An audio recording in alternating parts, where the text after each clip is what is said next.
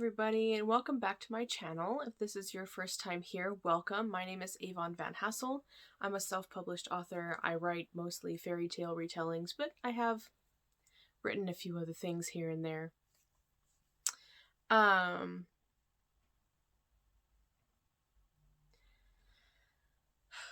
It's been a year since we've been in lockdown.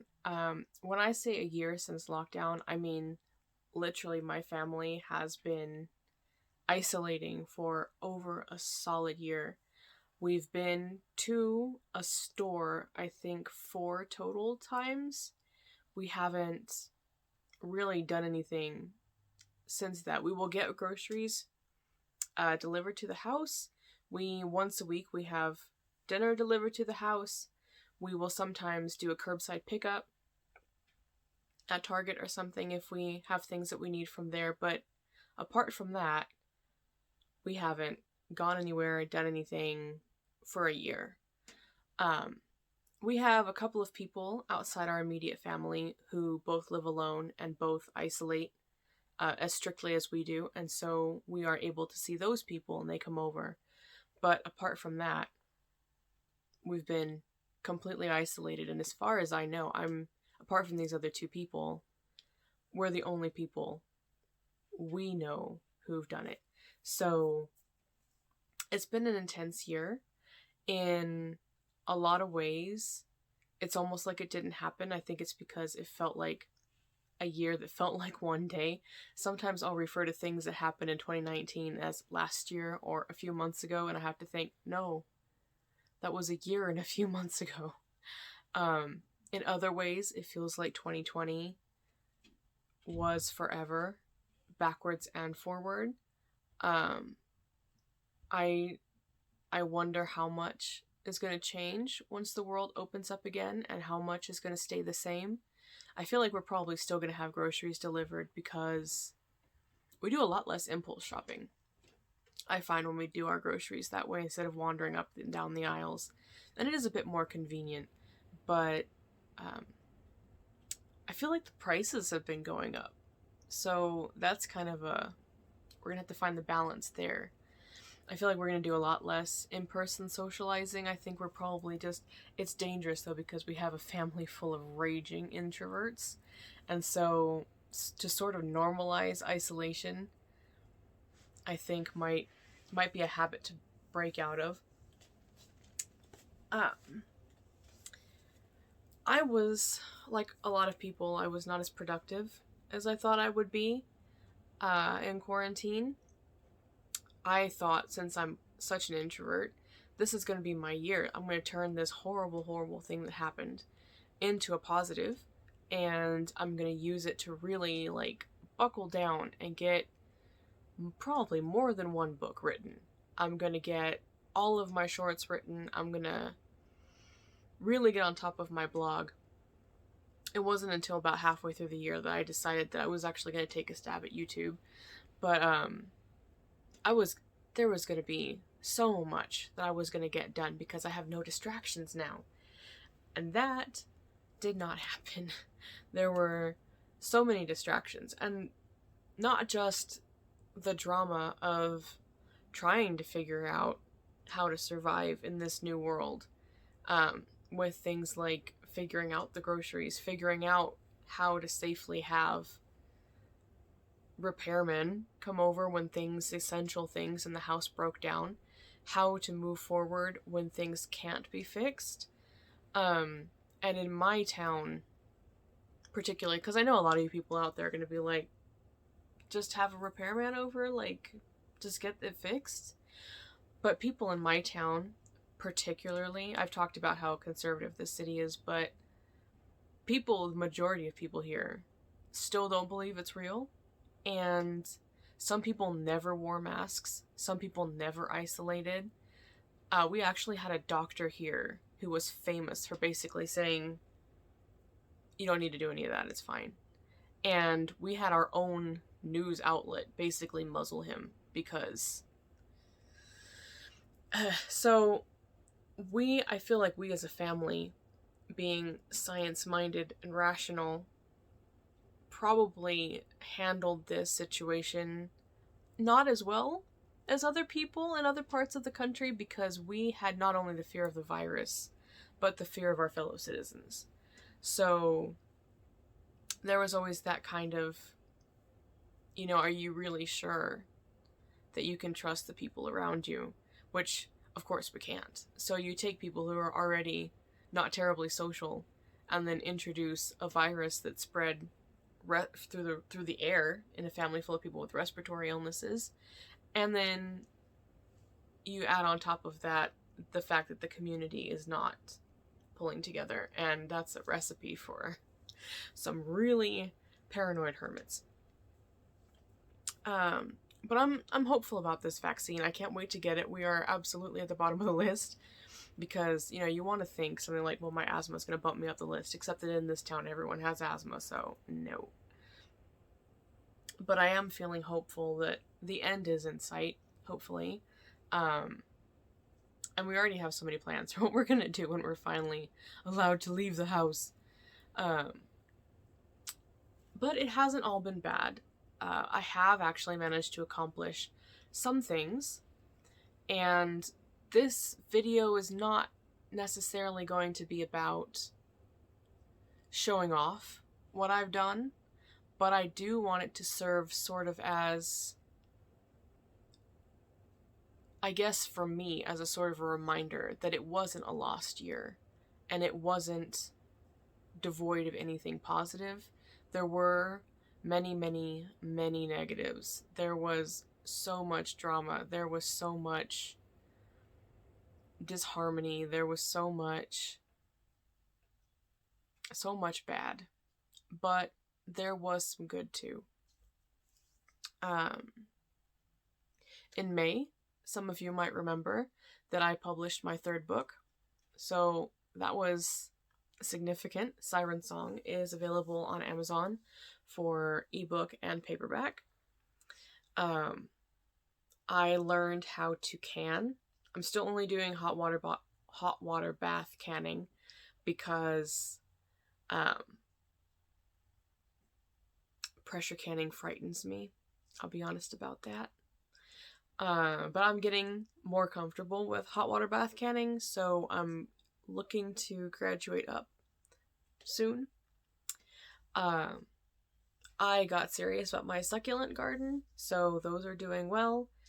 I wasn't able to really plot out and prepare for my blogging the way I did last year and the way I wanted to, but I got a handle on some of it, and I started really taking YouTube seriously. Now, I only have a few videos.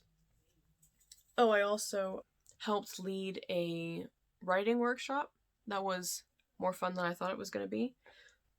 So one of the things I wanted to introduce you guys to is this new YouTube setup I have.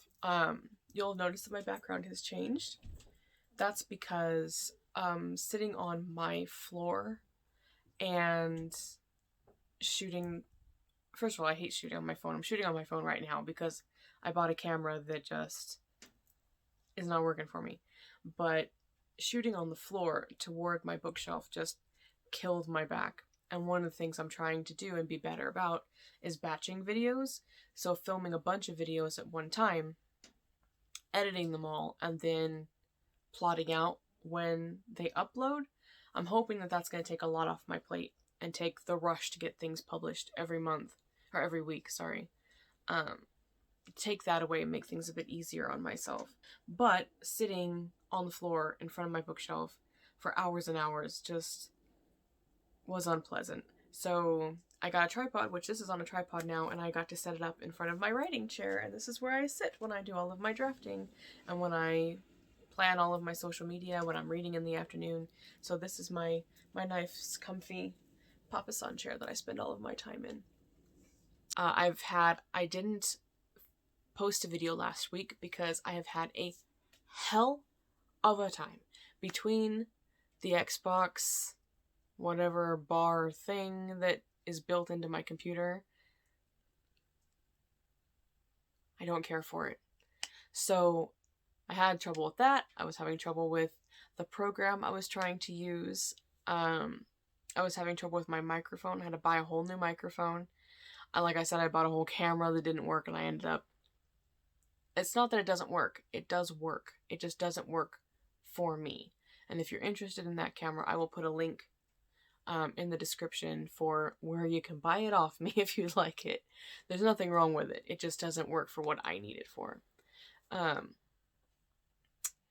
So I spent a lot of time filming videos that I couldn't use. I spent a lot of time downloading and testing programs and software and apps that didn't work the way I wanted them to, and I couldn't figure out, and I'm aggravated. So here we are again, filming on my phone, but hey, at least the tripod is working, and at least I can sit in my nice chair instead of cramming myself between the camera and my desk, or trying to sit in front of my bookshelf for hours. So, baby steps. We're getting there. So, this is something that I'm excited about. Getting a decent setup for YouTube going. I've also got some plans going forward for other offerings for YouTube. One of them being a sort of a Write With Me event on Saturday mornings where I would go live for an hour and we'll just write together. And another idea I had being sort of a bedtime stories situation with a twist that I think is going to be funny, and I hope you guys also think is going to be funny, but it could be that it's just a one-off if nobody likes it. I also want to do a bit more things like the Napoleon video, where I find kind of quirky, weird things that happen in history and have a chat with you guys about them. I'm not sure it'll be that long because that man gave me so much material to work with. I don't think all of history is going to be that accommodating. I'm also considering doing video book reviews or just endorsements of books that I've enjoyed. And I don't know, I'm open to other ideas if you guys have other thoughts that you would like to see me doing. Things to talk about. Oh, I was also thinking about maybe once a month doing tea time and chatting and just having a chat about something over a cup of tea or a tea ceremony. I am familiar with at least 3 different tea ceremonies, but I would be very open to learning more. And I do hope that that doesn't stray into cultural appropriation. I would, of course, try to do it as respectfully as possible, but I can understand if people take offense because these things are so personal and so symbolic in the cultures where they are practiced, so I can understand if people don't care for that. But it's worth seeing, I think. I think it's interesting. Another thing I'd like to discuss very quickly is that it's been a long time since I did a giveaway, and I think it's about time. I don't have anything specifically that I'm planning on giving away, but I have a lot of stuff that I've been collecting for giveaways, and I think we're getting to be about that time when it's time to do another one. So I don't have any specifics yet, but when I do, I will post them in the Facebook page, and then you'll know about them. I don't think there's really that much else to talk about.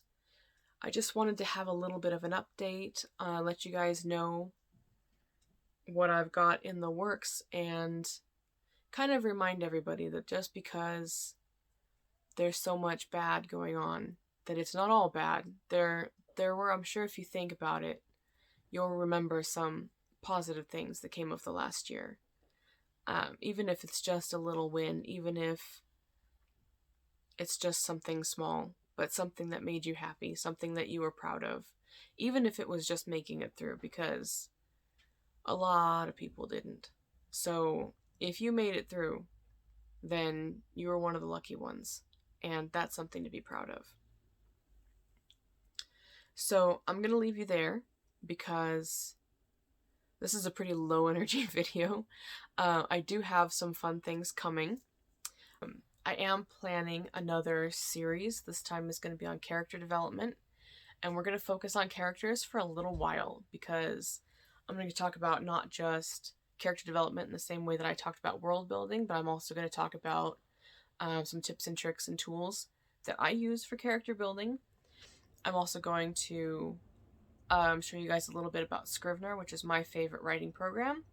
And I'm also thinking about making some video versions of some of my more popular blog posts. Another thing I wanted to mention before we go, because this is more of a casual, having a chat kind of video instead of a structured lecture. Camp NaNo is coming up. NaNoWriMo, or National Novel Writing Month, for those of you who don't know, is an event that happens every November. It's a big event, and it's a little overwhelming for some people. Honestly, it's like the only way I get anything done. But there are two kind of more laid back events that happen in the spring and summer. One is in April, and one is in July. Anyway, I'm going to be doing NaNo in April. I've been working on the fourth book in my series, and I got really burnt out last year and this year already, so I decided to take between February to April 1st off to work on YouTube, to work on my blog, to work on this other secret project I have in the works with some of my friends, and just take a step back from writing. But on April 1st, I'm going to dive headlong back in, try to figure out what the hell is wrong with this book. What the hell is wrong with this book? And see if I can't start from scratch and make it something worth writing. So I hope you guys will join me. I will be active on Facebook, and in my cabin, which I will post the invite to on Facebook, and you guys can join it if you want. Usually it's just my family, but I think this year I'm going to open it up to the Misfits in general, and hope to see you there. So I think that's enough. I think that's enough of an update, and I think I've kind of cheered myself up a bit.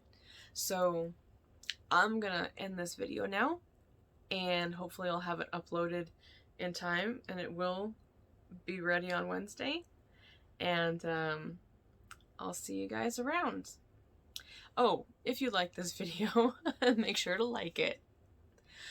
I'm still new to this, and I have like 16 followers, I think, so it's not high stakes yet, but be sure to like and subscribe, and share and comment and all that stuff that you're supposed to do for YouTube videos.